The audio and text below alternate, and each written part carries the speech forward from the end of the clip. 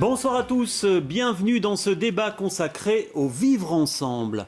La polémique autour du tract diffusé par deux candidats écolos, Zoé Genot et Ahmed Moussine, concernant la liberté de culte, montre combien le débat autour du port du foulard reste crispé. Il indiquait les positions des différents partis et l'accord des Verts sur le port du voile pour le personnel au guichet des administrations ou encore à l'école ou encore à propos d'un choix libre d'un jour de congé suivant les convictions de chacun, et il a donc provoqué un tollé. Nous allons largement évoquer cette polémique, mais aussi ces questions qui se sont invitées dans la campagne à cette occasion, aux grandes dames d'ailleurs de l'état-major d'écolo. Mais avant de donner la parole aux 6 candidats qui sont avec nous ce soir, je vous propose de retrouver Michel Gaillard et la caravane passive de BX1 qui aujourd'hui était installée à Molenbeek. Jeudi, c'est le jour du marché et on va voir si ce tract a animé les conversations. Fin de journée sur la place communale de Molenbeek, c'en est fini du marché, plus d'échoppes, plus de commerçants, plus de produits, plus de clients et plus de ces nombreux candidats en train de distribuer leur tract à quelques jours des élections. À propos de tract, celui d'Écolo Saint-Josse concernant le vivre ensemble a agité beaucoup de discussions. C'est plutôt bon pour nous, s'amusait un socialiste. Mais laissez-moi au moins vous expliquer, se défendait une candidate écologiste devant deux femmes voilées visiblement pas tout à fait d'accord. Le vivre ensemble à Molenbeek, on en a énormément parlé, au point d'agacer une partie de la population qui se sent si souvent stigmatisée. Voilà donc qui lance le débat. C'est un tirage au sort qui détermine la première prise de parole. Et c'est vous, Marina J, qui représentez Défi sur ce plateau, qui avez tiré le numéro 1. Vous êtes une ancienne écologiste et cette question des libertés de culte, ça avait entre autres motivé votre départ. Vous aviez parlé à l'époque de politique difficile d'écolo par rapport de positions difficiles d'écolo et pas tranchées, si vous me permettez cette expression, et pardonnez-moi cette hésitation, de politique pas tranchée d'écolo par rapport à ce dossier-là. Vous persistez et vous signez, ça confirme ça, votre point de vue ? Écoutez, je dois quand même le reconnaître. Ma carte blanche en 2016 disait « Est-ce qu'Écolo est le porte-drapeau d'un retour du religieux ?» Et je demandais à Écolo, comme aux autres partis d'ailleurs, de clarifier le positionnement vis-à-vis de ce retour en politique du religieux, parce que moi, et on le voit sur ce plateau, le vivre ensemble à Bruxelles, c'est vraiment tous les jours. On vient de pays différents, on a une trajectoire ici, je pense qu'on peut mettre en avant, mais ce côté ambigu d'écolo, dans lequel on tient des doubles discours selon qu'on s'adresse à une communauté à une autre, pour moi, en tant qu'écologiste de la première heure, c'était quelque chose qui n'était pas acceptable, parce que je pense qu'on doit travailler vraiment pour construire ensemble notre avenir, tout en reconnaissant d'où nous venons, mais avec des éléments, je veux dire, comme la laïcité, la séparation de l'État et de l'Église, qui sont des éléments structurants de la liberté de chacun. C'est de ça qu'il s'agit. Et donc moi, voilà, j'avais tiré la sonnette d'alarme, ça m'a valu l'exclusion d'Écolo. Aujourd'hui, je dois constater que c'était bien cela et je dois dire que par rapport à ça, à Défi, où il y a l'aspect environnemental qui est bien présent, il n'y a pas d'ambiguïté sur cette question-là. On aura l'occasion d'en parler sur le fond. Stéphanie Koplovitch, bonsoir. Vous êtes 4e sur la liste PTB. Alors, pour le PTB, c'est très clair. Hein, quand on voit votre programme, vous êtes pour cette levée de l'interdiction du port du voile. Vous vous retrouvez donc dans les administrations et aussi pour vous dans les entreprises privées. Vous vous retrouvez donc dans la prise de position d'Écolo, en tout cas Écolo Saint-Josse. Oui, après, pour ce qui est du tract, je trouve que c'est important qu'on dise qu'on n'aurait jamais fait un tract pareil. C'est un tract qui n'est pas un tract rassembleur. Nous, on veut l'unité de la classe des travailleurs. En tant que parti marxiste, c'est important. J'ai apporté, nous, on travaille avec un tract, le même pour tout le monde, pour toutes les communes, pour tout Bruxelles, pour tout le pays même. Donc, c'est vraiment important de dire que sur la forme, en tout cas, on n'est vraiment pas du tout en accord avec la manière dont Écolo a procédé. Voilà. On veut vraiment rassembler les gens et donc arrêter aussi de stigmatiser une population en venant avec des thèmes communautariste. Voilà, on veut rassembler sur nos thèmes socio-économiques qui sont les logements à Bruxelles sont trop chers, il y a des difficultés d'emploi. Ça, c'est des thèmes, et c'est vraiment des thèmes que les gens veulent entendre aussi. Vous savez, sur les marchés, encore ce matin, il y en a un qui m'a dit « J'en ai assez qu'on me réduise à ça ». Donc c'est important qu'on porte le débat sur ce qui nous rassemble tous. Et ce qui nous rassemble tous, c'est les difficultés que rencontrent aujourd'hui les Bruxellois. Alors Calvin Suarez, bonsoir. Vous êtes troisième sur la liste écolo et donc écolo au cœur du cyclone. Aujourd'hui, on entendait Ahmed Moussine qui disait on a réagi par rapport d'une fake news où certains disaient qu'écolo était contre le pouvoir, contre le foulard, pardon. Ahmed Moussine a dit également le contenu est juste, dans tout ce qui est dans ce tract est juste, c'est la position d'écolo. Et pourtant, votre chef de file Alain Marron a dit on n'aurait jamais dû le distribuer. C'est une caricature du message écolo. On a du mal à comprendre aujourd'hui le positionnement de votre parti sur le sujet. Le positionnement de mon parti est très clair. Et j'aimerais tout d'abord commencer par dire que l'enjeu du vivre ensemble est la clé de voûte de tous les enjeux que nous devrons affronter à Bruxelles. La question du logement, la question de l'enseignement, la question du climat, la question de la justice sociale. C'est la clé de voûte parce qu'on doit amener tout le monde dans ce sens-là. Et aujourd'hui, il est très important que nous puissions prendre de la hauteur par rapport au traitement de cette question. Oui. Parce et là, quand Ahmed Moussine dit le contenu est juste, et donc c'est la position d'écolo, l'autorisation du port du foulard au guichet de l'administration. Écoutez, nous avons une position que je vais avoir l'occasion, je l'espère, de développer. Mais très clairement, la manière dont les choses ont été faites, le parti l'a dit depuis hier, la méthode n'est pas bonne. Pourquoi ? Parce que ce sont des sujets complexes qui requièrent de la contextualisation. Et on ne peut pas, effectivement, sur un tract, contextualiser ce genre de sujet. Parce que dans tous les partis ici, je suis allé voir les programmes, il y a, effectivement, ce n'est pas une logique binaire, oui ou non, c'est une contextualisation qui est faite. Et je précise quelque chose, il n'y a pas de double discours, Madame Nagy. Je vais vous dire pourquoi. Moi, je considère que la laïcité, elle ne se théorise pas uniquement, elle se pratique aussi. Ce que nous disons à Gaïa, nous le disons au Centre d'action laïque. Et donc, nous ne dévions pas d'un iota de notre position. Donc, je m'inscris en faux par rapport au double discours, à cette accusation de double discours. Et j'aimerais préciser une chose. C'est très important. Ici, nous avons une occasion de pouvoir développer très clairement nos conceptions du vivre ensemble. Et donc, entrer dans des attaques et s'appuyer sur des expériences qu'on a vécues par le passé, je ne pense pas que ça nous grandisse. Et donc, je pense qu'il faut aller de l'avant et aujourd'hui, regarder vers les défis que je viens d'énoncer.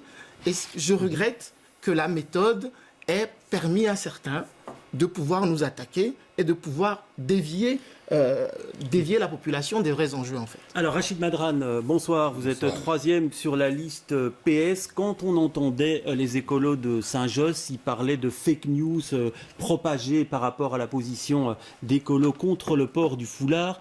Et à demi-mot, on disait c'est peut-être l'œuvre de socialistes inquiets. Il parle de fake news et forcément il attaque les socialistes. Bardot Weber aussi attaque les socialistes. On est devenu l'espèce d'épouvantail sur lequel on tape pour essayer de s'en sortir. Mais moi je vais faire comme un téléspectateur qui a dit à votre micro-trottoir on s'en serait bien passé de tout ça. Parce que ce qui est malheureux dans cette histoire, alors vous voulez prendre de la hauteur, moi je demande de l'apaisement, vraiment. Parce que ce qui est malheureux avec tout ce qui s'est passé, c'est que une nouvelle fois, c'est qui est stigmatisé ? Ce sont les musulmans. Ce sont les musulmans de Bruxelles qui sont stigmatisés. Et cette population n'a rien demandé. On est en plein ramadan. Les gens sont en train de vivre pacifiquement leur ramadan. Et aujourd'hui, de nouveau, on pointe une communauté en particulier. On les stigmatise. Et qui va profiter de ça ? Qui va profiter de ça ? Une nouvelle fois. C'est l'extrême droite et les populistes. Vous savez, j'ai 51 ans. Avant chaque élection, l'islam ou le monde arabe, c'est le chiffon rouge qu'on agite frénétiquement avant chaque élection. Sauf qu'hier, c'était l'extrême droite qui le faisait. Et ben voilà, de nouveau, on en profite. Je ne dis pas que c'est vous, évidemment. Je dis autour de ça. ce qui se passe aujourd'hui, on ne fait qu'une seule chose, stigmatiser une population. Et je suis d'accord avec ce que vous avez dit. Aujourd'hui, l'essentiel n'est pas là. L'essentiel, c'est la lutte contre les discriminations, l'emploi, les gens qui, le 15 du mois, le 20 du mois, ne savent pas comment ils vont remplir leur frigo. C'est ça, aujourd'hui, les vrais enjeux. Et je voudrais qu'on arrête avec ces polémiques. Et donc, moi, je ne vais pas polémiquer. Je suis là pour apaiser. Je n'ai pas envie de rentrer dans ces polémiques parce que je trouve que les premières victimes, c'est la communauté musulmane. Alors, Pierre Compagnie, bonsoir. Vous êtes deuxième sur la liste CDH. Alors, on a déjà entendu beaucoup de points de vue. Vous estimez aujourd'hui aussi que ce tract ne contribue pas à la cohésion sociale ou au vivre ensemble, que c'est une erreur? Erreur grave. Erreur grave. La stigmatisation, jusqu'où ça peut aller, jusqu'où ça s'arrêtera. Pour gagner une voix de plus, 2 voix de plus, c'est de la bêtise humaine, ça. Moi, je crois sincèrement qu'il y a des gens qui ne connaissent pas réellement les populations qui font cette ville de Bruxelles, cette région de Bruxelles. Il y a des gens qui ne connaissent pas les populations qui font cette Belgique. Malheureusement, ils ont le droit à la parole, comme tout le monde, ce qui est le droit à la liberté. Mais qu'ils usent cette liberté de bonne façon, de bonne manière, de façon réfléchie. Quand j'étais professeur aux arts et métiers, parce que je suis passé par là, je disais toujours à tous ces jeunes gens, vos parents ont été des seigneurs dans ce pays. Ils ont travaillé. Jamais de problème avec la loi. Vous avez des problèmes avec la loi. Je peux encore vous comprendre votre jeunesse.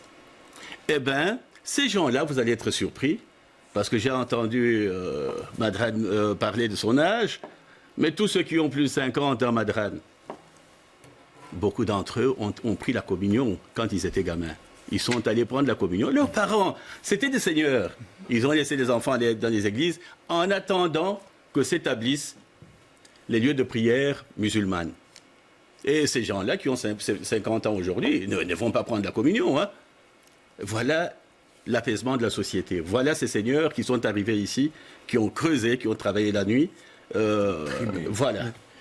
Merci pour cette première intervention. On termine avec vous, Viviane Teitelbaum. Vous êtes 71e de la liste MR. Alors, pour justifier cette autorisation du port du foulard, certains disent, et c'était une des justifications d'Ahmed Moussine et Collot de Saint-Josse, que ça fait partie de la liberté de culte et qu'il faut donc l'autoriser. Votre position par rapport à ça? Mais bon, vous me connaissez toutes et tous, je suis une combattante pour les valeurs démocratiques et je pense que ces valeurs démocratiques se basent essentiellement sur l'égalité entre les femmes et les hommes. Et donc, à commencer par ça, je pense qu'une société égalitaire doit doit avoir un référent citoyen dans lequel l'égalité occupe une place importante.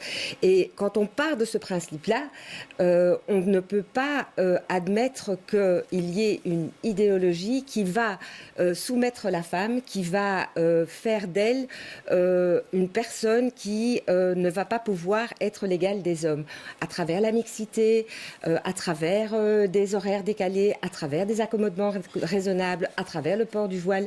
Et donc, le MR est très clair par rapport à ça. Pas de signes ostentatoires dans la fonction publique, ni dans les administrations, ni dans les hôpitaux, ni dans l'enseignement. On ne voile pas des fillettes au nom de la liberté. Alors, Calvin Suarez, quand on voit la proportion que prend cette polémique aujourd'hui, il y a déjà eu aussi des décisions de justice, des femmes qui portaient le voile, activistes qui ont intenté une action en justice parce qu'on leur refusait le port du voile et elles ont eu gain de cause. Est-ce que vous êtes, vous, demandeur d'une législation qui fixerait les pratiques dans ce domaine?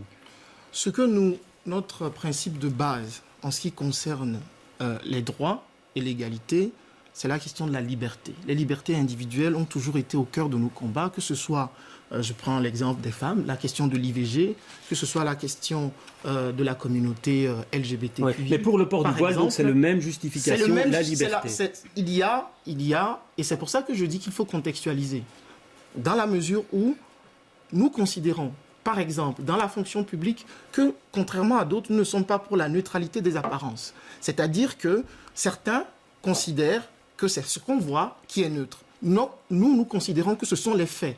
Dans la mesure où moi, quand je suis discriminé, ou quand les gens viennent, ils sont discriminés, ils ne disent pas que c'est quelqu'un qui a porté une kippa, qui a mis une croix, qui les a discriminés.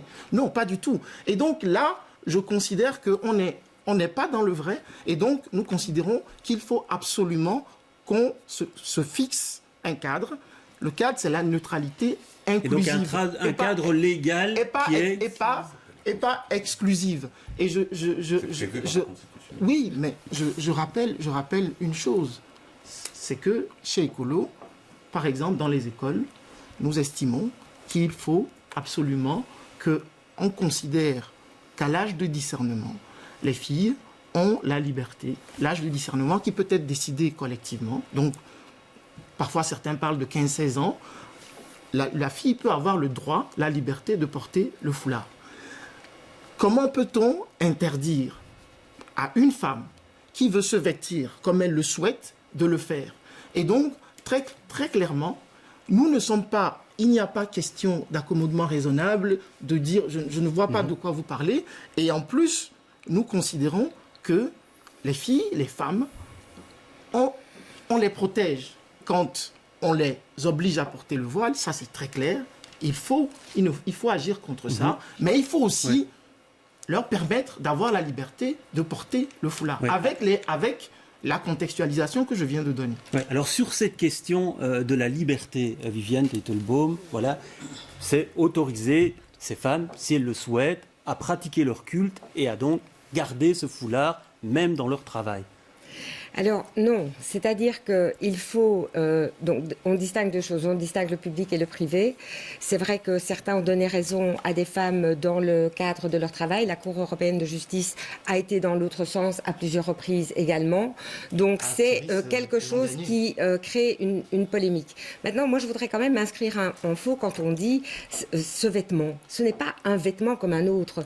C'est un signe distinctif qui est porteur de certaines valeurs, d'une idéologie où la femme n'est pas l'égale de l'homme, où la mixité est mise à mal, où on cherche à avoir des horaires séparés pour les femmes et les hommes dans les piscines. Et donc, je pense qu'il faut prendre cette question-là comme une question globale et pas juste parler d'un morceau de tissu. La deuxième chose que je voudrais dire par rapport à cette condamnation de la liberté, on ne peut évidemment pas, en termes de discrimination, comparer une discrimination sur ce que l'on est. Je ne dois pas vous l'expliquer, qu'on soit juif, qu'on soit noir, qu'on soit musulman, et une discrimination avec ce que l'on fait. C'est évidemment deux choses totalement différentes et je pense qu'il faut arrêter de mélanger ça. Oui, vous voyez, on en arrive avec ce tract. On est de nouveau ici en train de faire quoi? On est en train de stigmatiser une religion en particulier. De quoi on parle ici? Rachid Madrag, est-ce qu'il ne faudrait pas légiférer? Est-ce qu'il ne faudrait pas légiférer? Est-ce que ça fait des années que ce problème est pendant? Est-ce qu'il ne faudrait pas légiférer sur le sujet? Où Acteris a perdu. Aujourd'hui, des femmes qui étaient voilées ont été discriminées. Elles y travaillent. Et donc le problème est réglé dans les administrations. Si quelqu'un se sent discriminé, il peut avoir un recours. Mais ce qui me gêne ici, dans ce que j'entends, à partir de... C'est ça que je disais au début. Oui. C'est-à-dire, à partir d'un document... Regardez de quoi on est en train de parler. Oui. On est en train de stigmatiser quoi? Une religion. On ne parle pas de tout. La question on est en train... Ça ne date pas du tract. Hein. Non, mais je veux juste... Non, mais attendez. Tous les signes convictionnels. C'est comme si vous disiez que tout est... Le débat sur le foulard est parti du tract. C'est vrai que ce dossier est pendant depuis très longtemps. Il est pendant depuis très longtemps. J'ai travaillé au MRAC, j'ai travaillé dessus. Mais je travaille sur la discrimination depuis des décennies, vous le savez. C'est pas ça, mais ne dites pas que ça a commencé par le tract. Parce qu'aujourd'hui, il a dit c'est un brûlot. On en parle parce qu'il est sorti aujourd'hui. S'il n'avait pas été distribué la semaine passée, on parlerait sans doute de lutte contre les discriminations, d'emploi et d'autres choses. Moi, je parle de liberté. C'est aussi une liberté pour ces femmes. Ce qui me gêne, c'est que j'ai le sentiment ici, depuis qu'on a commencé ce débat, qu'on est en train de stigmatiser en particulier une religion. On peut ajouter que c'est pour tous les signes convictionnels.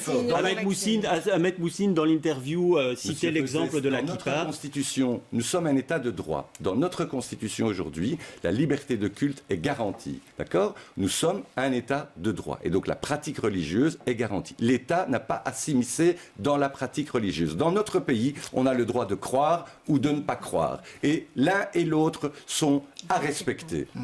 Je dois préciser que ça n'a pas fait gonfler le chiffre des femmes qui portent le foulard à Acteris. Donc qu'on arrête de nous dire que c'est une idéologie qui va se répandre. Ça, c'est intégrer le discours du Front National.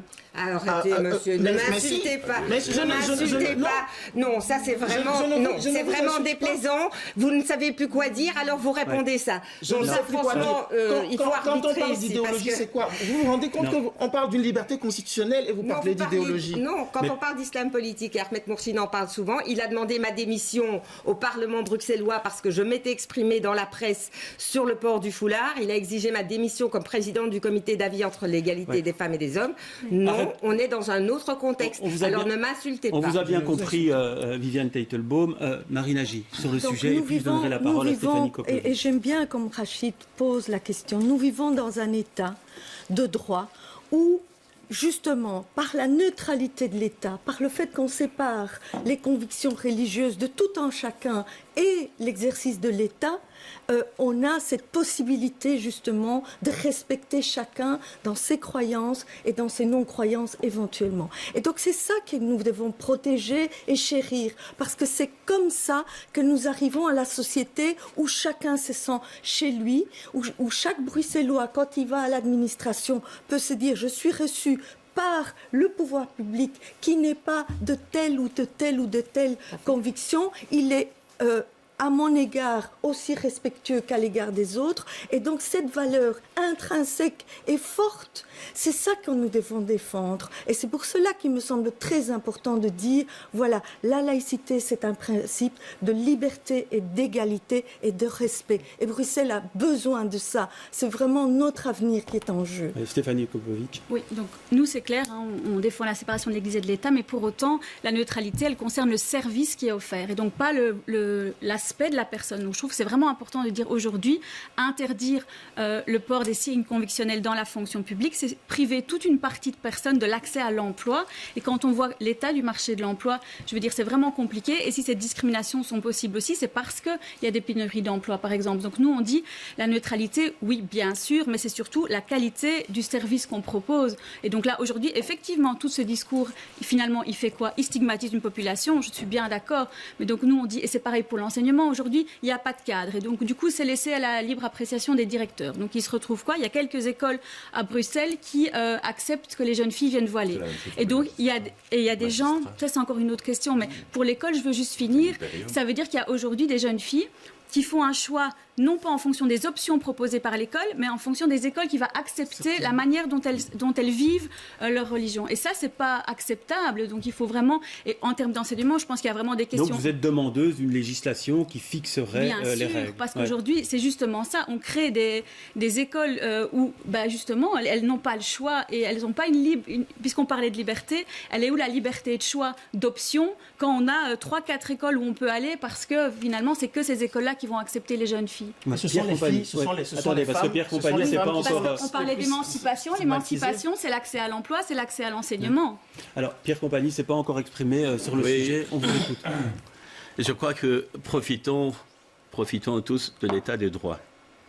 Parce qu'il y a des états de non-droit, des états qui existent, où il n'y a pas le droit de discuter comme on discute ainsi.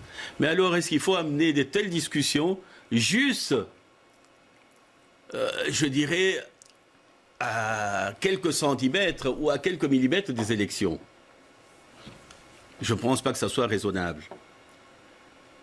Il faut condamner ces gens qui se sont amusés à écrire ça. Il faut condamner. Ils sont en train de rigoler avec l'état de droit qui nous permet de discuter. Mais sur votre position par rapport à ce foulard islamique qui doit être autorisé pour le personnel au guichet des administrations, votre position à vous, quelle est-elle pour qu'on la comprenne?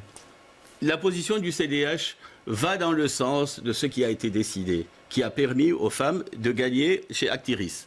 Donc nous n'allons pas commencer avant les élections. Mais au guichet, Monsieur Compagnie, c'est ça la question. Oui, mais la question n'est pas posée ainsi, parce que les femmes qui travaillaient chez Actiris, elles circulaient partout.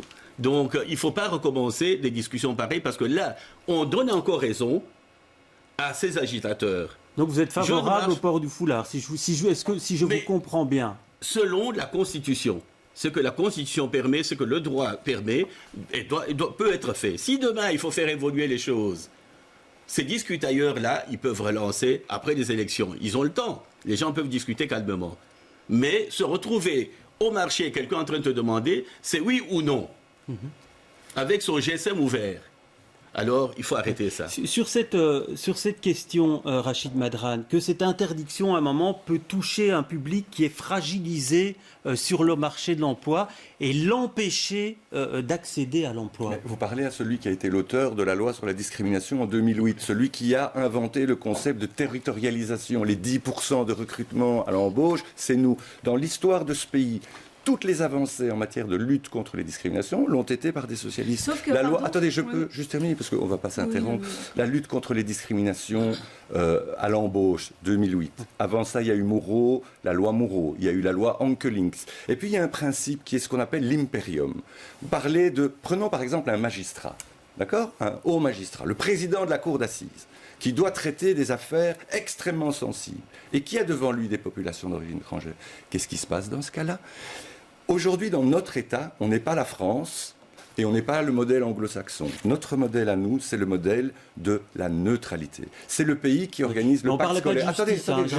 On parlait du port du foulard au guichet d'administration. Si une personne se sent discriminée aujourd'hui dans une administration, grâce à la jurisprudence actiris, elle peut faire valoir ses droits. Donc il n'y a pas de souci là-dessus. Aujourd'hui, ce que je demande vraiment à l'ensemble des formations politiques démocratiques, c'est de ne pas instrumentaliser l'islam à des fins politiques. S'il vous plaît, c'est important, parce que les gens aujourd'hui sur le terrain en ont assez qu'on les utilise juste pour aller gagner quelques voix. Aujourd'hui, j'ai envie de reprendre la phrase vous savez, on dit à César ce qui est à César, à Dieu ce qui est à Dieu. Et puis parfois, je réfléchis aussi, vous avez évoqué Marx.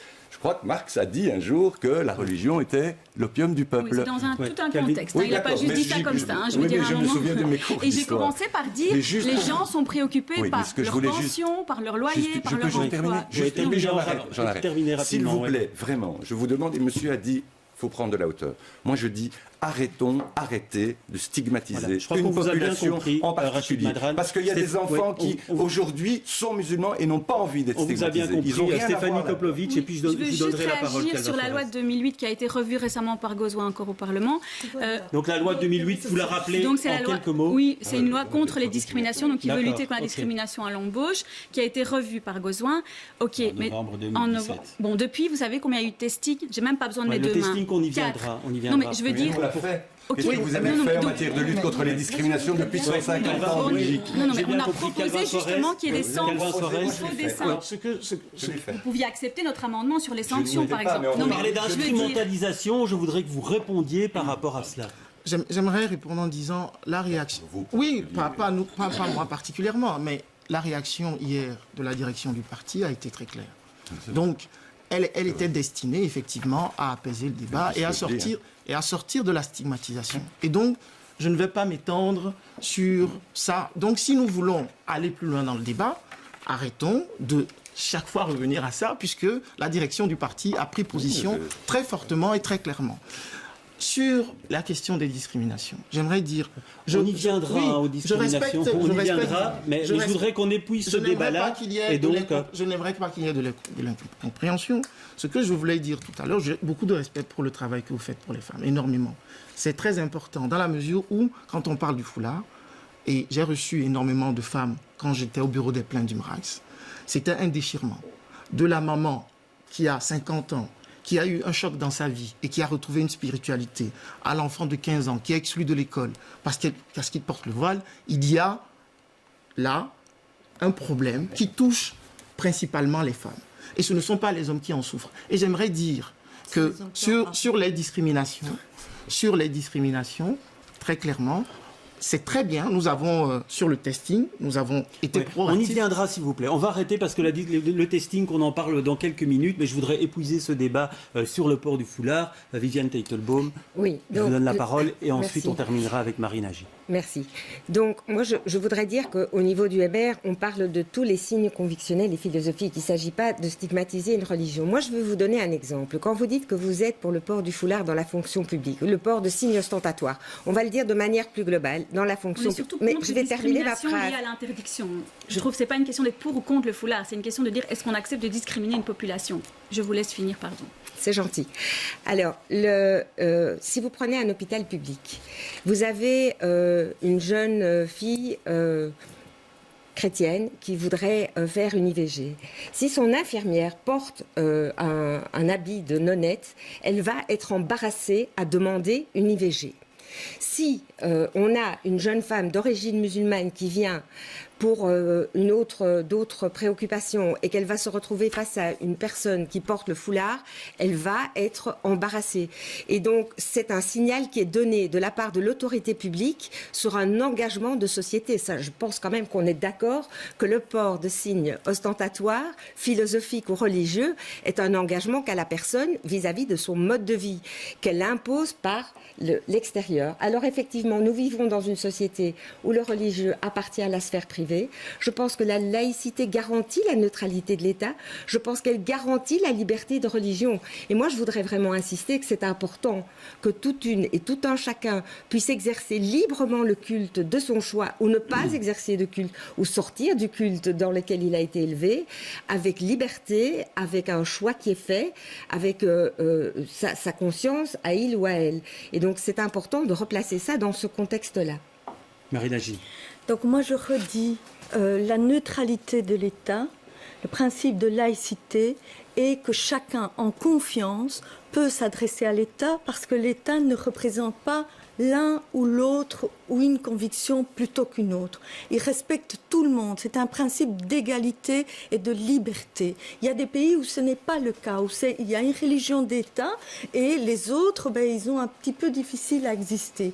Et donc, moi, je dis, on a la chance à Bruxelles, en Belgique, d'avoir cette législation qui a permis, par exemple, la reconnaissance des différents cultes et qui permet à chacun de l'exercer. Ça, c'est le principe. Ouais. Et sur le besoin de légiférer, parce que Calvin Soares le disait, on y revient quasiment à chaque période électorale. Et donc, à un moment donné, cette polémique, elle dure depuis des années. Est-ce qu'il ne faudrait pas fixer un cadre définitif par rapport à ça? Alors, le défi là-dessus est très, très clair. Nous voulons inscrire le principe de laïcité dans la Constitution.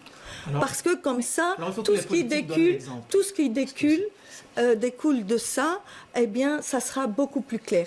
Et alors, je reviens à ce que disaient Rachid aussi et Viviane sur le sentiment ou le fait que quelqu'un puisse se sentir discriminé.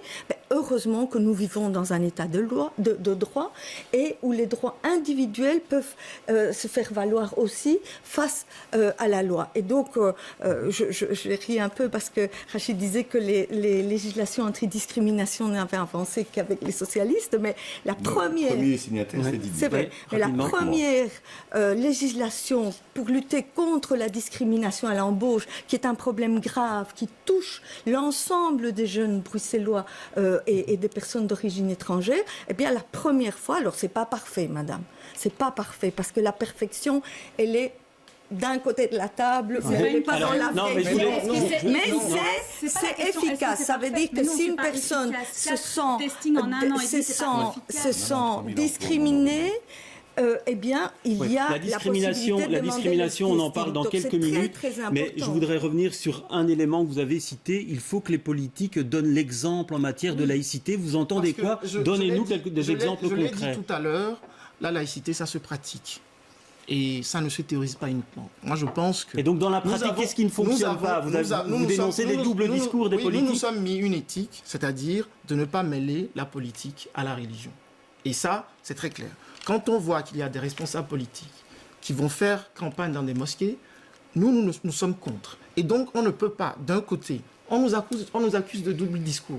Eh bien, nous voyons une divergence là entre la théorie et la pratique. Et donc, on ne peut pas, comme notre présidente l'a dit, nous accuser de double discours quand on voit des choses comme ça. Ouais. Et donc, nous sommes très clairs et nous avons... Et nous avons quoi? Il n'y en a pas chez Écolo qui... Non. Vous êtes sûr? Mais en tout cas... Vous êtes certain? En tout cas... Non, mais je vous pose une question. Vous êtes sûr? Qui a fait campagne dans une mosquée? Je ne sais pas, je vous pose la question. Mais... Si vous me posez la question, moi je vous dis, à ma connaissance en tout cas, il n'y a personne. Et vous en connaissez d'autres partis? Mais on a vu durant cette campagne des images très claires circuler sur des gens qui vont faire campagne. Et donc vous pensez à quel parti pour que ce soit clair?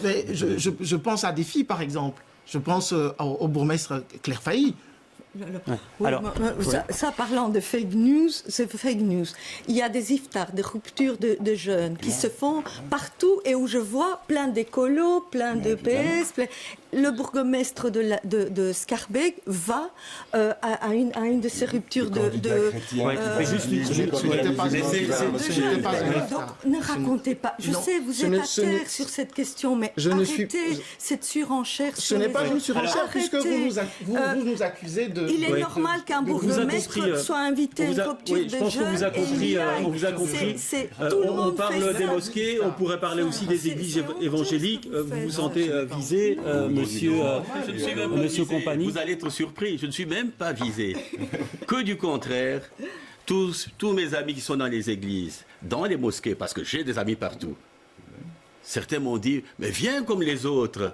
Eh bien, j'ai toujours répondu, je n'entrerai jamais dans une église ou dans une mosquée pour les élections. Je me mettrai toujours dehors et mes amis qui sont à l'intérieur, s'ils veulent me voter, ils le feront. Je ne suis jamais entré. Pourtant, ils sont là, ils savent, j'ai des amis partout. Alors, prenez peut-être cet exemple-là, c'est plus facile. Rachid Madran, on a déjà taxé le Parti socialiste de communautarisme à certains moments.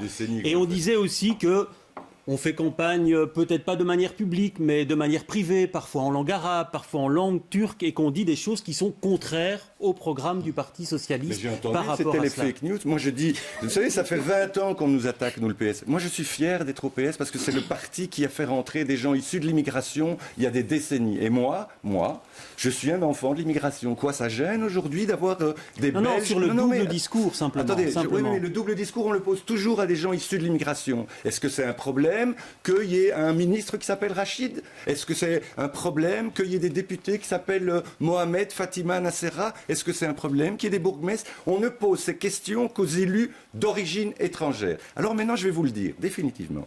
À un moment, il faudra que, et les journalistes, et l'opinion publique, nous considèrent, soit nous sommes des Belges à part entière, ou nous sommes des Belges entièrement à part. Moi, je considère, je suis né ici, j'ai grandi ici, j'ai étudié ici. Quand est-ce qu'on va me considérer définitivement comme un Belge à part entière et qu'on arrête de me dire, mais vous êtes dans un parti qui fait du communautarisme? Moi, je suis belge, je m'appelle Rachid, je suis fier d'être d'origine arabe et je suis fier d'être au Parti socialiste. Et je suis fier que mon parti ait ouvert les portes à des gens issus de l'immigration. Est-ce que ça pose un problème à quelqu'un de dire ce que j'ai dit? C'est ma question portée sur le double discours. Mais il n'y a pas de double discours. Simplement. Vous ne poseriez jamais cette question à François, Paul ou Jacques. On pourrait tout à fait. De double discours. Pierre Compagnie. Brièvement, j'aimerais vous dire simplement que si je ne vais ni dans la mosquée pendant la période électorale, ni dans les églises, c'est tout simplement parce que j'estime que ces lieux-là sont des lieux de méditation, sont des lieux à respecter, parce que c'est là où les gens se confient. Pour ceux qui croient, ils se confient, ils sont convaincus qu'ils font quelque chose de précieux là-dedans. Mais qu'est-ce que la politique a à voir là-dedans? Qu'est-ce qu'elle a à faire là-dedans? Voilà, on va terminer, sauf si vous voulez rajouter encore quelque chose, mais je dois encore parler des discriminations, même si vous avez déjà évoqué le sujet. Je voulais dire, nous avons la chance d'être dans une ville qui nous reconnaît comme faisant partie d'elle dès que nous sommes là. Moi, je ne suis pas née en Belgique. J'ai appris le français en arrivant ici. Et j'ai eu la chance d'être, je pense, et je suis très reconnaissante à la Belgique, dans un processus d'intégration et de rendre possible d'être députée, d'être conseillère municipale, etc. Je trouve que on doit se rendre compte de ça et être heureux qu'on construit ensemble cette société. On la construit avec des valeurs qui permettent à chacun de s'épanouir et c'est une richesse. C'est une richesse et il faut la préserver. Alors, je voudrais qu'on parle des discriminations maintenant, même si vous avez déjà tous évoqué le sujet. Alors, faut-il mettre en place de nouvelles politiques pour lutter contre ces discriminations, à l'embauche par exemple, ou dans l'accès au logement? On en parle dans un instant, mais d'abord on écoute l'avis de quelques Bruxellois sur le sujet. Je pense qu'on en fait trop justement la lutte contre la discrimination maintenant pour n'importe quoi ou n'importe qui. Quand il y a quelque chose qui ne réussit pas, mais c'est parce qu'il est ci ou il est ça, il est différent. Bon, là je crois que le sujet il est arrivé à épuisement. Par exemple sur mon CV, si je mets une photo de moi par exemple, j'aurais plus de difficultés que si Si un Jean-François ou un Guillaume pourrait mettre une photo. Quand j'ai cherché un job étudiant, j'ai directement trouvé. Même si j'avais mis ma photo, j'ai un nom arabe, j'ai un physique d'arabe, mais ça n'a pas été un problème, j'ai directement trouvé. Ça a toujours existé. Celui qui veut embaucher quelqu'un, il fera toujours son choix d'après ses critères à lui. Et on peut dire ce qu'on veut, il ne changera pas. S'il décide que ce ne sera pas un étranger ou que ce ne sera pas une dame avec un foulard ou que ce ne sera pas, eh bien, on ne saura pas le faire changer d'avis. Alors Pierre Compagnie, il y a déjà toute une série d'instruments, on a parlé, le testing, le faux CV, le CV anonyme. Est-ce qu'il faut des instruments supplémentaires pour lutter contre les discriminations à l'embauche ou dans l'accès au logement? Et si oui, lesquels? Mais je crois qu'il y a des ordonnances qui existent. Il faut passer à l'action. Il y a l'ordonnance logement, Céline Frémaux, mars 2018. L'emploi, on l'a cité ici, Gozouin, novembre 2017. Et nous avons un des... des co-auteurs qui est là, qui est assis. L'auteur. Oui. Bon, n'empêche que tant qu'on n'a pas épuisé ce qui est en face de nous pour s'attaquer à ce déraisonnement de société, cette mauvaise foi, où les gens n'ont pas compris que le vivre ensemble ne passera pas par eux. Parce que ceux qu'ils discriminent sont de plus en plus hargneux et se battent avec beaucoup de certitude que demain ils vont gagner. Alors moi je crois que ce pays est un beau pays. C'est un pays où tout le monde peut vivre, tout le monde peut être heureux. On peut...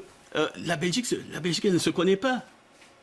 La Belgique est appelée à des hautes instances internationales. Mais ce n'est pas parce que c'est la Belgique. Sinon, on aurait appelé la Norvège, la Hollande.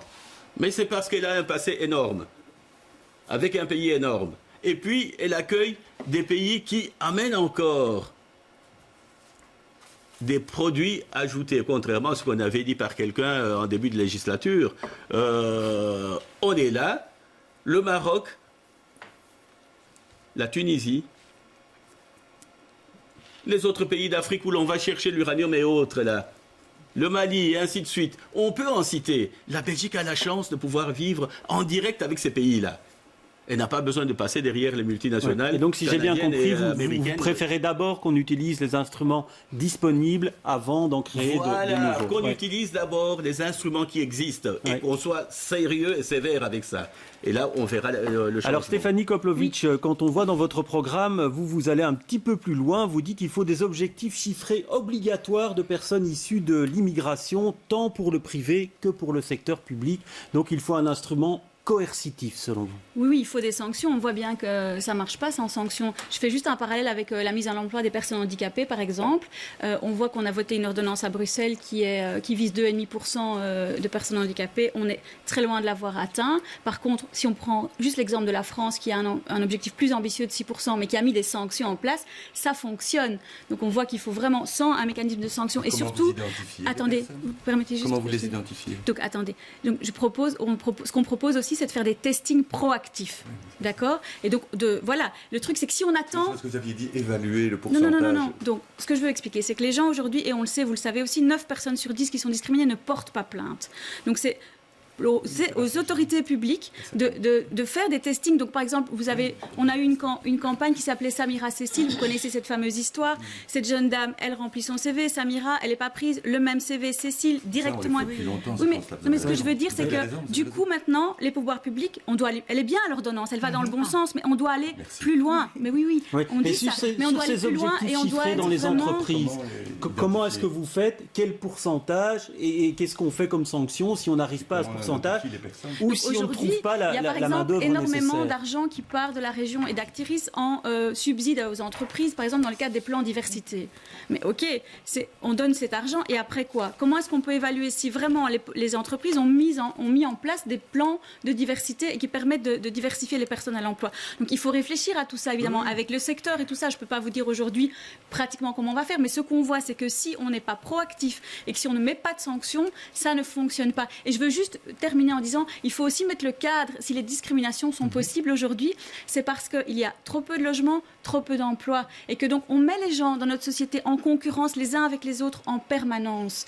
Et donc on veut vraiment sortir de cette logique. Et c'est une logique économique néolibérale, hein, ça vient pas du ciel. C'est parce que voilà, on coupe partout et que les prix des loyers à Bruxelles, c'est la folie furieuse pour se loger. Et donc il y a une telle pénurie que les gens peuvent choisir. Nous, on veut qu'il n'y ait plus moyen de choisir parce qu'en fait, tout le monde peut se loger de manière abordable et décente à Bruxelles. Alors, Calvin Soares et Rachid Madran, vous êtes un peu en avance sur le temps de parole, donc je vais d'abord donner la parole aux autres. Sur ces instruments coercitifs, Viviane Teitelbaum, est-ce que vous abondez dans le sens du PTB, où vous dites on va trop loin si on impose ça aux entreprises et au secteur public? Mais moi, je pense que, comme pour beaucoup de choses, c'est important de commencer avec la prévention, c'est-à-dire ici la sensibilisation. Donc, il y a un travail à faire en amont par rapport aux personnes qui engagent des gens, aux personnes qui dirigent ces entreprises. Ça n'a pas encore été assez fait parce que j'ai l'impression que des campagnes, il y en a déjà eu une série. Oui, oui, enfin, je pense que les outils sont là. Je pense qu'il faut leur donner une chance d'être mis en place, mais je pense qu'il faut quand même sensibiliser plus et mieux, parce que ce qu'on voit aujourd'hui, et ça je suis d'accord avec les intervenants, c'est que malheureusement les discriminations, elles continuent. C'est que malheureusement, et tout est dans tout effectivement, l'accès au logement est difficile, les conditions de formation ne sont pas, la formation en tant que telle n'est pas suffisante, la connaissance des langues n'est pas suffisante, donc il y a déjà des difficultés de manière structurelle à avoir un emploi et à pouvoir s'épanouir, j'ai envie de dire, dans notre région. Et donc, c'est important de faire ce travail-là, d'évaluer ce qui a été mis en place et, si nécessaire, à ce moment-là, de mettre des outils qui soient plus contraignants.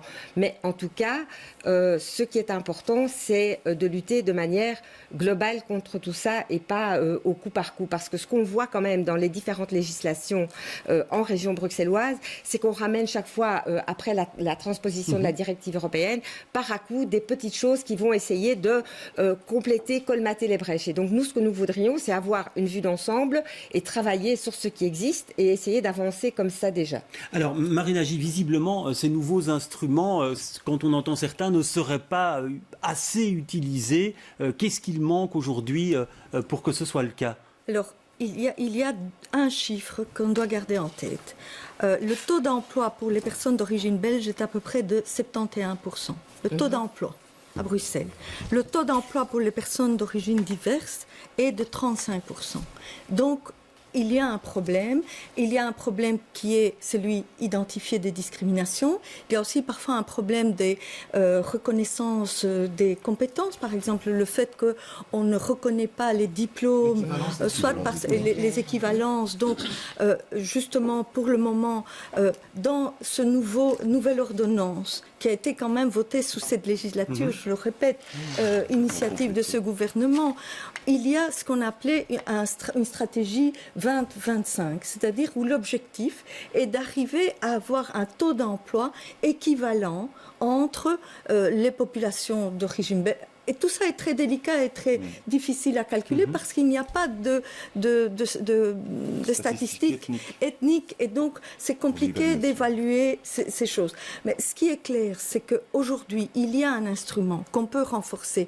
Et DEFI propose par exemple qu'UNIA ait ses missions renforcées pour pouvoir, par exemple, en termes de testing et en termes d'accompagnement des personnes qui se sentent discriminées, être plus efficace. Parce que c'est un réel enjeu de société et il faut vraiment être derrière pour que les personnes ne soient pas discriminées. Alors Rachid Madran et Calvin Soares, je vous donne la parole, mais je vous demanderai d'être bref parce que vous êtes en avance sur le temps de parole.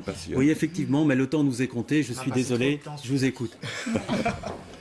Mais simplement, beaucoup de choses ont été dites. Évidemment, sur les constats, on est tous d'accord. La difficulté de l'évaluation, c'est évidemment les statistiques ethniques. Comment on détermine qu'un individu est bien dans le quota qu'on détermine? C'est pour ça qu'on avait fait la territorialisation. Mais nous, déjà en 87, le Bureau international du travail, on a un problème. On est le mauvais élève de l'OCDE pour une raison. En Belgique, et à Bruxelles en particulier, il y a ce qu'on appelle l'ethnostratification du marché du travail. Ça veut dire qu'en fait, on retrouve des catégories de population dans des types de métiers. D'accord? Donc ça veut dire dire, par exemple, pour faire court, on retrouvera plus de gens issus de l'immigration. Oui, j'essaye, mais c'est un sujet passionnant et important.